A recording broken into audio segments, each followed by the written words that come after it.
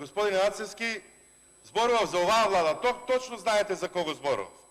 Рекет и сите други работи, овие инвестиции која што министерката без ресор за странски инвестиции и со име и презиме спомната не е од минатата влада. Да видиме кога ќе се расчистат сите овие работи. Затоа што секојаш кога ќе се најдете во некоја ситуација, кажувате ќе направиме анализа, ќе излеземе пред јавност. Пред јавноста за ниедна таква ситуација немате излезено и ние немаме слушато кој ги прислушуваше обвинителите, чиви се тие бензинските пумпи, чиво е ова што прашуваат јавностите. Дури измисливте форма штитење од лажни вести и ќе ги гониме новинарите. Околу аферата Рекет од 2 мај е пријавено за рекетот и изнуда.